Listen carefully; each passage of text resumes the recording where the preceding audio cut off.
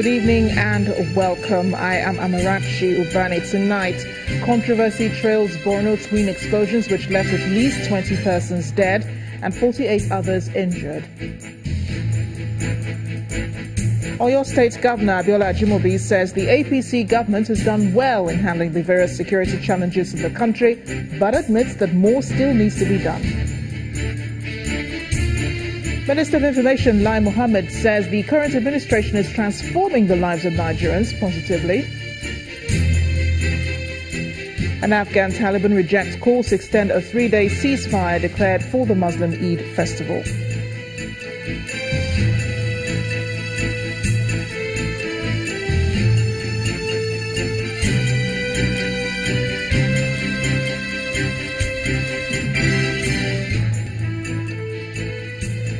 At least 20 people have been killed, 48 others injured in twin explosions on Abachari village in Damboa local government area of Borno State.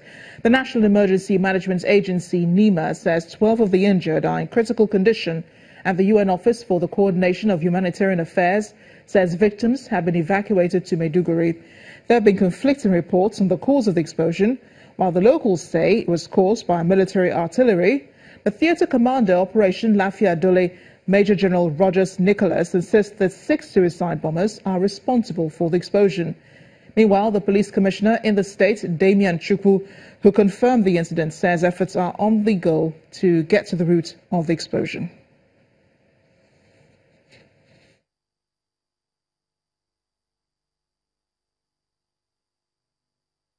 About 20-45 hours, precisely 8:45 yesterday night, a loud explosion was heard along the Abachari village, along the Damboa road.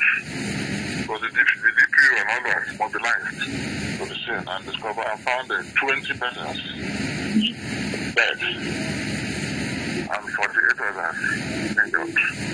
Some of the corpses were found in pieces, were shattered, indicating that the explosion came from an explosive device. So whether it is IED or whether it's from a rocket propelled grenade, I cannot really say. But obviously it came from an explosion. We have deployed the EOD team. They have gone there, they have sanitized the place, and the environment is rather safe. Movement along the Damboa road is now free. Okay. The injured persons have been taken to General Pro Damboa. The very severe ones are being referred to the teaching hospital Maiduguri. There is no society or country without significant security challenges to tackle. The Oyo State Governor Abiola Ajimobi revealed this in our special political program, Roadmap 2019. He told Channel Television's Ladi Akeredoluale that security challenges continuously change their manifestation and need to be viewed in such light. However, he praised President Muhammadu Buhari's efforts in this regard. What you are having today as Boko Haram did not start today. It started years ago in another form. There was a time you had the religious, the Maitasini, you had all this. The forms will be changing, but they are basically challenges of security. So what I'm saying therefore is that when this administration came in, it was Boko Haram, Northeast. They focused on Northeast. It's been resolved. Not only Northeast, before the advent of this administration, you also had the Delta issue, the problem. It's been resolved. Not completely, but it's resolved. You can never solve your problem completely. You continue. You know, there are 3 ways of dealing with a problem. You can either resolve it as it is, or you dissolve it, or you recontext it. And what we are saying is you are now having recontexting of problems, security problems in Nigeria. That's all you are having. There will always be security problems.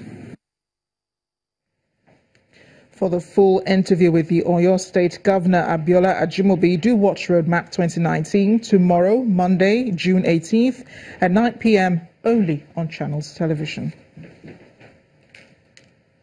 The latest violence that resulted in the death of over 20 people in Damboa, Borno State is generating controversy over the twin explosions that caused the fatalities.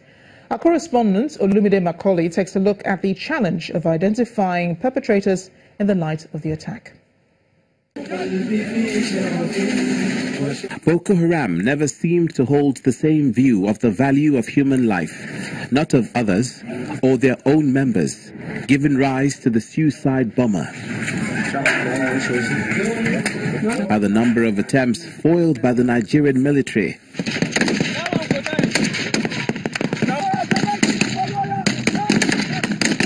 the insurgents' latest favorite weapon are suicide bombers, mostly children or teenagers, mostly female.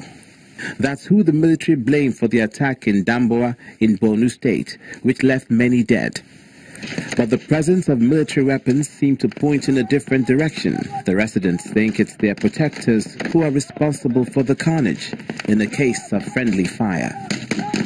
Friendly fire is the term used to describe weapons coming from one's own side that causes accidental injury or death, either by misidentifying the target as hostile or due to error or inaccuracy. Where that's to be the case, it's happened before. In Ran, many refugees dead from an airstrike allegedly from the Nigerian military, raining death from on high. But surely a mistake. And as investigations will show in the case of Damboa, who is responsible for the latest debacle as the armed forces continue to degrade the insurrection of the insurgents? Olumide Macaulay, Channels Television News. Joining us to take a closer look at the security situation in that region is Director West Africa for the Ford Foundation, Innocent Chukwuma. You're welcome to the news at 10. Thank you. Well, as we listened to, as we heard in Olumide's report, I mean, there have been cases of collateral damage. But before that, who should give us an independent evaluation of what has happened in Damboa? We've heard different reports. The locals have their own side of the story, and so does the military. It is indeed an unfortunate situation. In the Northeast situation, independently verifiable information about what is going on is difficult to come by because the military remains the main source of information through their statements. And the military is not and has not always been forthcoming with generous information about what is going on. So in this particular case, one has to call what has always been called an independent investigation. But whether it will happen is what we need to see. Because in the absence of an independent investigation over this matter, we'll have to make do with what the military is saying, what the police is saying, and what the locals are saying. And the next day we'll be back to business as usual. Sadly so. But could we refer to the incident in Damboa as collateral damage? And does the military have an obligation to own up to what has happened, just like, what happened in Ran? Well, as we saw in the report, the military says it's a suicide attack. They have not owned up to it. It's only when they accept it's a collateral damage that you can say, okay, then why don't you investigate to make sure that this does not happen again? So, but in an environment where they are denying, the locals are saying it's a military attack, it's only an independent investigation that would help us, get to the bottom of the fact. And it's unfortunate, as the report says, we've had this before, nothing happened. And even when you indeed set up an inquiry, our experience in this country is that panels of inquiry has become, if you like, a tunnel through which successive governments run away from responsibility over the matter. So if we have an independent inquiry, will the report be made public? Will it be acted upon? But should we give up on an independent inquiry? Should we give up on that? That is the only way we can get to the bottom of it. So it needs to be happen. But beyond ordering it, we also want the report made public and recommendations acted upon. Talking about the security up there in the northeast, is there a permanent solution to these pockets of violence? I know much of the violence, much of the terror has been taken care of by the military, but you're still having, these attacks coming up every now and again. Is there an end to them? Well, unfortunately, the literature on insurgency and terrorism tell us that these acts are easier to prevent than control. If you look at all the countries that have been faced with terrorism, whether it's in the Middle East where you have Afghanistan, you have Iraq, you have Syria, or even in the West, in America, it has not happened, which is why all emphasis is usually let's not allow this thing to start here. But once it starts, it will go through a cycle. Yes, the military, especially under this regime, has done a lot in degrading insurgency and terrorist attack. They no longer have territories. But the question is, the territories that were retrieved from the insurgents, have we established permanent security presence to make sure that they do not retake them?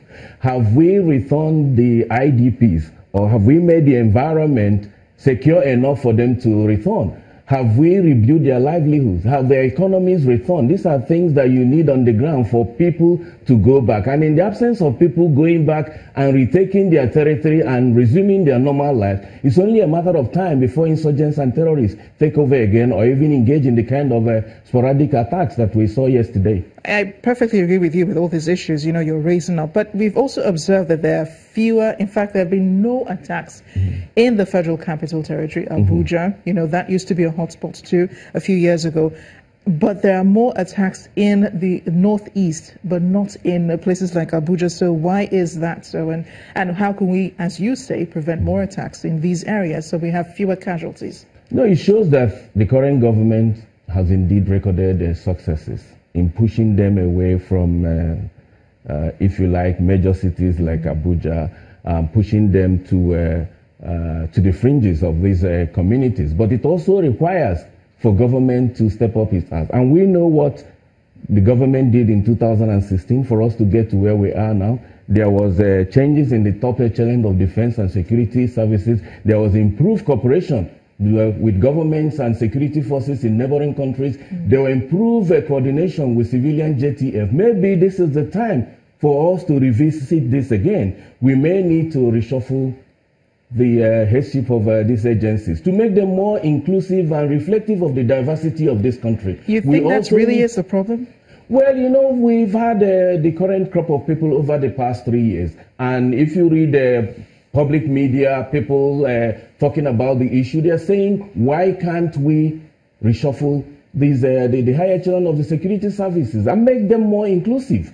Because everybody is saying that they need to reflect the diversity of the country. And we've seen the kind of statements that come out whenever we have this attack. So I think the president in particular needs to do what he did in 2016. Look at these issues again. These people who are there, do we need to rejig them? Do we need to give them new mandate? Or is it that, when he came in, he ordered them to move the anti-Boko Haram command headquarters to move from Abuja to Maiduguri? Do we need to do the same thing again? But important thing is that the government need to reassure the people that they are on top of it, as they indeed did in 2016. And I'm sure everyone really is looking for that assurance. Thank you so much, Mr. Chukwuma, for joining us on the News at 10. Thanks a lot.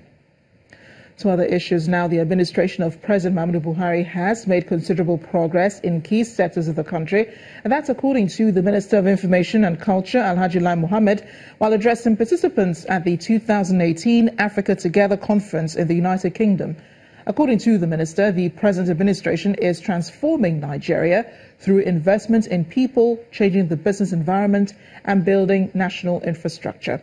According to him, in Nigeria, registering a business used to take months. Now it takes 24 to 48 hours, unwrapping the bureaucracy and streamlining processes encourage an uptick in new official enterprises. He noted the two most critical impediments against business, decent transportation connections and a reliable power supply, are also being tackled, saying the government has now signed a concession agreement with an international consortium led by General Electric. This will breathe new life into tracks, increasing capacity and speed. Alhaji Mohammed also noted that the challenge of access to credit is also being addressed by making it possible for SMEs